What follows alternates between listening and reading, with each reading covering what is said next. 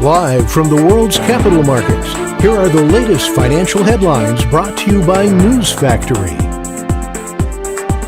Hello and welcome to Thursday's Daily Financial Digest.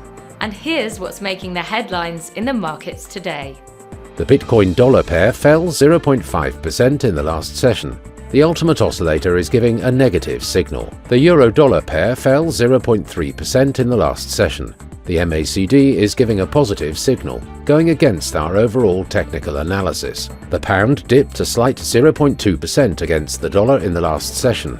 The ROC is giving a negative signal. The Aussie dropped 0.4% against the dollar in the last session. The RSI's negative signal is in line with the overall technical analysis. And now let's hear what our chief analyst picked up for us today. Microsoft is preparing to bring Amazon.com as a customer for its 365 cloud productivity tools in a deal worth over $1 billion. The e-commerce giant has committed the amount for over 5 years and to secure more than 1 million Microsoft 365 licensed seats. UK inflation came in at 6.7% in September, slightly ahead of expectations and unchanged from the previous month.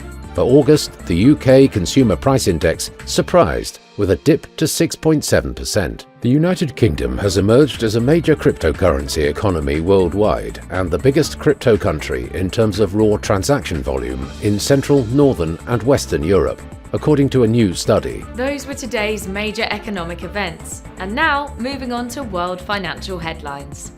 Japan's National Consumer Price Index will be released at 23:30 GMT. The Dutch unemployment rate at 04:30 GMT, the French business climate in manufacturing at 06:45 GMT. The US initial jobless claims will be released at 12:30 GMT. Australia's employment change at 0000 hours and 30 minutes GMT. The UK's GfK consumer confidence at 2300 hours and 1 minute GMT. We hope that you've enjoyed Thursday's Market Outlook. On behalf of all of us here, we wish you a productive trading day. Be sure to join us tomorrow morning for the latest news and events from the financial markets.